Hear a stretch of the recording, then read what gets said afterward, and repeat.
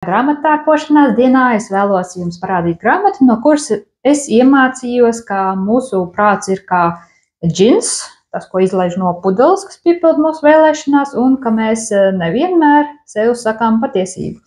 Tā ir grāmata Tell Yourself a Better Lie, autore Marisa Peer, un tas nozīmē stāsti sev labākus melus. No šīs grāmatas es iemācījos to, ka mēs diezgan bieži mēdzam kļūdīties un sakām sev nepatiesas lietas, bet prāts, protams, nespēja atšķirt, vai mēs viņam sakām tiešām patiesību, vai arī tā nav, un cenšas izdarīt to, ko prātam šķiet mēs vēlamies no viņa. Piemēram, ja tu saki sev, ka es esmu tik satraucies, ka man noteikti izmetīsies pumpas, tad ir voilà! Tavu vēlēšanās ir mana pavēle.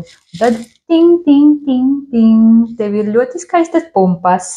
Un vēl viena lieta, prāts mācās no atkārtojuma. Tā kā, ja tu bieži sev saki vienu un to pašu, tad to lietu prāts uzskata, jā, šī noteikti ir šausmīgi svarīga un tiešām patiesa lieta, kas ir jāizpilda un jāņem vērā.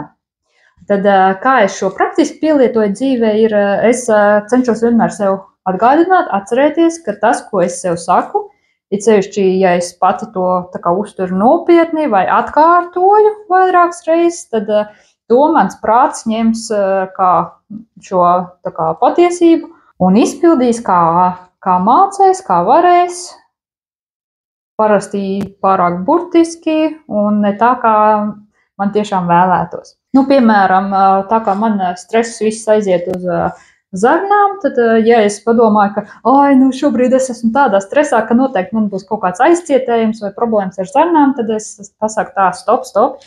Nē, mēs tiksim galā, mēs ar ķermeni tiksim vaļā no šī stresa un būs viss ok. Un šī bija tikai viena tāda muļķīga doma, ko nevajag ņemt prātā.